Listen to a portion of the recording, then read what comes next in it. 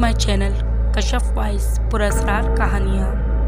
कहानी शुरू करने से पहले आप सबसे गुजारिश है मेरे चैनल को सब्सक्राइब करें, बेल आइकन को क्लिक करें ताकि मेरी नई आने वाली वीडियोस का नोटिफिकेशन आपको मिल सके।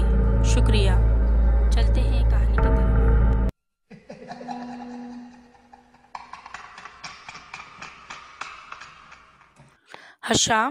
हशाम किधर हो बेटा? मैं अपने बेटे की आवाज़ें देती हुई बाहर सहन में निकल आई। सारा घर छान मारा, वो कहीं दिखाई नहीं दिया। मुझे तशवीश ने घेर लिया। सहन से होते हुए मैं राहदारी की तरफ बढ़ गई। हशाम वहाँ दरख्त की जानिब मुँह किए जानिब किससे बातें कर रहा था। मेरे कदम ठटक गए। मैं परेशानी और खौफ की मिली जुली कैफियत से दो चार इसकी जानिब बढ़ी। हशाम करीब पहुंचकर इसके शाने पर हाथ रखा और तो वो झटका खाकर परे हटा। मेरी तरफ देखा, फिर दरख्त की तरफ देखते हुए गहरी सांस खारिज करके वो अगले लम्हे पुरसुकून हो चुका था। क्या बात है बेटा? आपके पास किससे बात कर रहे थे? मैंने हरासा निगाह दरख्त पर डालकर लुआब निकलते हुए पूछा। वो मम्मी, वो अकलाने लगा। हाँ बोलो बेटा। मैंने इसकी हिम्मत बढ़ाई। मम्मी, मुझे खुद कलामी करने की आदत है, इसने कमज़ोर लहजे में कहा। मैं काफ़ी देर तक इसके चेहरे पर निगाहें गाड़े खड़ी रही। इन निगाहों से घबरा कर इसने अंदर का रुख किया। मुझे फ़ौरन अंदाज़ा हो गया था कि वो मुझसे कुछ छुपा रहा है। मैंने दरख्त पर कुछ तलाश करना चाहा मगर दिखाई ना दिया। इसी लम्हे मेरे बदन में सनसनी दौड़ गई और मैं खौफज़दा होकर वहाँ से हट गई। मैं इस वाक़े के बाद हशाम के साथ साए की मानंद रहने लगी। एक दिन दोपहर को गुड़िया को सुलाते सुलाते मुझे भी ऊँग आ गई। जाने क्या हुआ, हड़बड़ाकर नींद से जागी और हशाम को देखने के लिए बाहर की जानिब लपकी। आज भी वो मुझे इसी दरख्त के नीचे खड़ा मिला था। मैं दीवार की ओर से इसकी तरफ हरकत व सकनात देखने के लिए छुप के इसका जायज़ा लेने लगी और बातें सुनने लगी। वो दरख्त की तरफ मुँह ऊँचा किए ऐसे बोल रहा था जैसे वहाँ कोई बैठा हो। अच्छा दोस्त, चलता हूँ, फिर मुलाकात होगी। हशाम ने अलविदाई हाथ हिलाया और मुखालिफ जानिब चल दिया। मैं दहशत ज़दा से होकर वहाँ से हट गई। पिछले माह ही हम इस मकान में शिफ्ट हुए थे। ससुर की वफ़ात के बाद जायदाद का बंटवारा हुआ तो अपने हिस्से की रकम और जमा पूंजी से ही ये मकान ख़रीद लिया। ये एक कॉर्नर का मकान है जिसकी दो दीवारें सड़क से लगती हैं। सड़क किनारे लगा जामुन का दरख्त आधे से ज़्यादा हमारे घर पर झुका हुआ था। हवा चलती तो राहदारी सूखे पत्तों से भर जाती। वकार को कितनी बार कह चुकी थी कि इस दरख्त को कटवा दे। आजकल मुझे बिल्कुल फुर्सत नहीं थी। जैसे ही ये वक्त मिला मैं कटवा दूंगा। वो टाल जाते थे। मैं सब्र के साथ वकार को फुर्सत मिलने का इंतज़ार करने लगी। अब तो इस दरख्त को कटवाना ही पड़ेगा। इस पुरस्कार दरख्त के साथ अब गुजारा मुश्किल है। हशाम मेरा इकलौता बेटा है, मैं इसे खोना नहीं चाहती। कमरे में आकर मैं खौफज़दा सी बैठी बेड पर ख़ुद को अगले कदम के लिए तैयार करने लगी। वकार, वो आपसे दरख्त कटवाने को कहा था। मैं थक गई हूँ। राहदारी की दिन में 2-3 बार सफाई करनी पड़ती है। रात के खाने पर मैंने मेज़ पर बैठते ही ये किस्सा छेड़ दिया।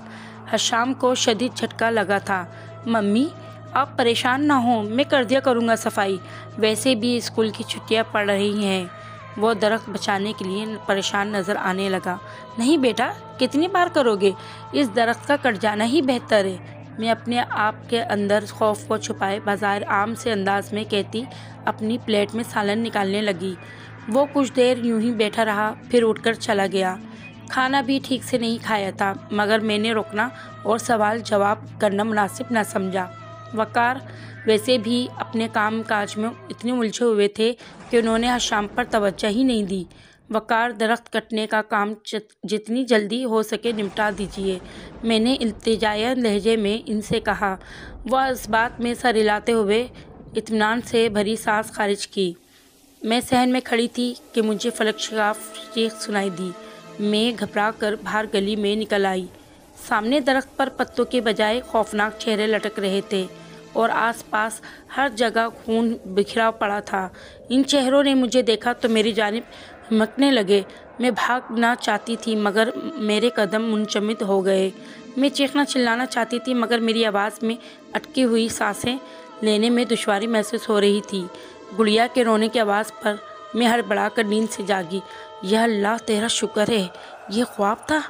गहरी सांसों के दौरान मैंने रब का शुक्र बजा लाई। आवाज़ बहाल हुए तो गुड़िया को उठाकर सीने से लगा लिया। वो किसमिसा कर दोबारा सो गई और मैं ख्वाब में उलझी कितनी ही देर यूं ही बैठी रही। हशाम हशाम हशाम का ख्याल आते ही मेरे दिल घबरा गया। मैं इसके कमरे की तरफ गई। इसे सुकून से सोता देखकर मेरी जान में जान आई। गहरी सांस खारिज की मैं ज़मीन पर गिरने के अंदाज में बैठ गई। या अल्लाह, ये कैसा इम्तिहान है। तेरी ये बंदी किस इम्तिहान के लायक नहीं। मुझे किसी आजमाइश में ना दो चार कर मेरे मौला। मैं रूहानी से होकर अल्लाह से मनाजात करने लगी। तबीयत संभली तो अपने कमरे में लौट आई। बाकी रात आंखों में कटी। वकार, ये दरख्त वो घर से निकलने लगे तो मैंने इनको याद दिलाई। वो मुबहिम से अंदाज में सर हिलाते हुए चले गए। मैं किचन में खड़ी बर्तन धो रही थी कि दरवाजे पर दस्तक हुई। जी कौन? कई बार पूछने पर भी जवाब नहीं मिला। नया मोहल्ला था सो मैंने दरवाज़ा खोलना खतरे से खाली न समझा और वापस अंदर चली आई। इतलाई घंटी एक बार फिर बज उठी। इस बार भी फिर मेरे पूछने पर कोई जवाब न मिला। अब मैंने मुस्तहकम इरादा बांध लिया कि चाहे जितनी बार भी घंटी बजे मैंने बाहर नहीं निकलना। कदम अंदर की तरफ बढ़े ही थे कि घंटी एक बार फिर बज उठी। जिस्म में सर्द लहर से दौड़ गई। निगाहें बेख्तियार दरख्त की जानिब उड़ गईं। तजज्जुब के आलम में मैं इस जगह पर खड़ी रही। चंद सानिये कपकपाती आवाज़ में पूछा, कौन हुए? बाजी, मैं माली हूँ। वकार साहब ने भेजा है। कह रहे थे कि कोई दरख्त कटवाना है। जवाब आया तो मेरी अटकी हुई सांसें बहाल हुई। कितनी बार पूछा है कि कौन है, बोलते ही क्यों नहीं हो तुम? तीसरी बार आई हूँ और दरवाज़ा खोलने। मेरे दरवाजे खुलते ही मैं इस पर परस पड़ी। बाजी, मैं तो अभी आया हूँ। पहली दस्तक दी है मैंने तो। पहले कोई और आया होगा, इसने मिस्किन सूरत बनाकर कहा। खुशक होते हलक को लाभ निकलते तर करते हुए मैंने एक बार फिर डरते डरते दरख्त की जानिब देखा। बाजी, परेशान ना हो। मुमकिन है बच्चे घंटी बजाकर भाग गए होंगे। यहाँ के बच्चे वैसे भी बहुत शरारती हैं। मेरी असल परेशानी से बेखबर इसने गोया मुझे तसल्ली दी। कौन सा दरख्त काटना है और कितना काटना है? जड़ से उखाड़ फेंको। इसके सवाल पर मैंने दरख्त की तरफ इशारा करते हुए जहरखंद लहजे में कहा, जड़ से निकालना है तो मुझे अकेले का काम नहीं है। इसके लिए मुझे किसी की मदद दरकार होगी। मैं 10 मिनट में बढ़ई को लेकर आता हूँ। मैंने इसकी बात पर सर हिलाया। थोड़ी देर बाद वो दोनों आदमी दरख्त का जायज़ा ले रहे थे। बाजी, इसकी जड़ें बहुत फैली हुई हैं, आपकी दीवार तक के नीचे हैं। इसे निकालने के चक्कर में दीवार भी गिर सकती है। माली ने खदशा जाहिर किया।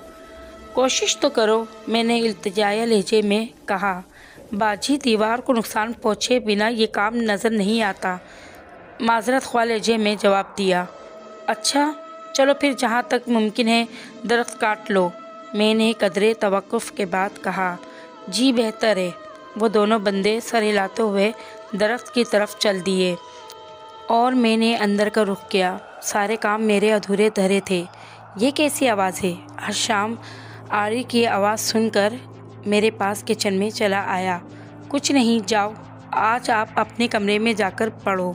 मैंने इसे टालना चाहा। इसी असना में ज़ोरदार चीख सुनाई दी। मैं और हशाम घबरा कर बाहर भागे। सामने का मंजर दिल दिला गया।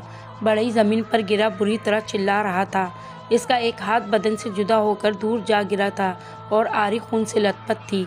माली सख्ते के आलम में पास खड़ा था। रात का ख्वाब मेरी आंखों के सामने रोशन हो चुका था। हशाम ने फुर्ती दिखाई और फ़ौरन एम्बुलेंस को कॉल कर दी। माली को बड़ई के साथ रवाना किया और वकार को भी इत्तला कर दी। वो सीधा अस्पताल पहुंच गए। बड़ई बेचारा माजूर हो चुका था, जिसका हम सबको बेहद अफसोस था। इस रोज़ ये हुआ किसी को कुछ समझ ना आ सकी। बड़ई का कहना है कि जैसे ही आरी दरख्त पर चलानी चाहिए, आरी का रुख जाने कैसे मेरी तरफ हो गया। जिस हाथ में आरी थी वही कट गया। चंद दिन सब अफसरदा रहे। बड़ई के इलाज की जिम्मेदारी वकार ने उठा ली थी। हशाम इसके बाद अक्सर इस दरख्त के नीचे पाया जाता। मैं चाहकर भी सवाल जवाब नहीं कर पाती। एक खौफ था जो मुझे अंदर ही अंदर खाए जा रहा था। वकार, वो दरख्त एक दिन में दिल के हाथों मजबूर होकर के बैठी। बदले में मुझे खा जाने वाली निगाहों से वकार ने देखा। शर्मिंदगी से निगाहें चुराने लगी। मैंने इरादा कर लिया था कि अब मुझे ही कुछ न कुछ करना है। वकार अब इस मामले में नहीं पड़ने वाले। एक दिन वो माली मुझे नज़र आ गया। भाई, इस दरख्त की कम से कम ये शाखें ही काट डालो। بہت پتے جھڑتے ہیں، میں صفائی کرتے کرتے تھک جاتی ہوں۔ ایک دن مالی نظر آیا تو اسے گھیرنا چاہا۔ پہلے تو اس نے خوفزدہ ہو کر درخت کو دیکھا، پھر میری صورت دیکھی۔ تعجب کے عالم میں وہ دکھائی دے رہا تھا۔ اچھا باجی، صبح آ کر فالتو شاخیں کاٹ دوں گا۔ کچھ وقف کرنے کے بعد اس نے حامی بھر لی۔ ازرائے مہربانی، صبح نہیں بھائی، ابھی کر ڈالو، یہ نیکی ہے۔ میں منت سماجت پر اتر آئی۔ یقین تھا کہ وہ دوبارہ نہیں آنے والا۔ اچھا ٹھیک ہے، اسے شاید مجھ پر ترس آ گیا۔ وہ اسٹول پر چڑھ کر اپنا اوزار تھامے شاخیں کاٹنے والا تھا کہ اسٹول سے نیچے آ گرا۔ وہ درد سے ادموا ہوا جا رہا تھا۔ ڈاکٹر کو بلایا تو معلوم ہوا پاؤں کا جوڑ اپنی جگہ سے سرک گیا ہے۔ صد شکر کہ مالی ہمیشہ کے لیے معذور نہیں ہوا۔ اس کی چوٹ قابل علاج تھی۔ 3 ماہ کا اس کا علاج چلتا رہا۔ اس روز دیکھنے سے ایسا محسوس ہوا جیسے اسے کسی نے دھکا دیا ہو۔ خود اس نے بھی یہی کہا کہ ایسا لگا جیسے کسی نے مجھے دھکا دیا ہے۔ وقار کے غضب سے بچنے کے لیے میں نے انہیں سچ بتا دیا کہ میں اس درخت کو کیوں کٹوانا چاہتی تھی۔ پہلے تو وہ بھی خاصے پریشان ہوئے، پھر بہت سوچ بچار کے بعد یہی فیصلہ کیا کہ جب وہ مخلوق ہمیں کوئی نقصان نہیں پہنچا رہی ہے تو ہمیں بھی ایسا کوئی قدم نہیں اٹھانا چاہیے۔ اپنی حفاظت کے لیے قرآنی آیات کا ورد ہر پل اپنی زبان پہ رکھا جائے۔ اس واقعے کو 12 سال ہو چکے ہیں۔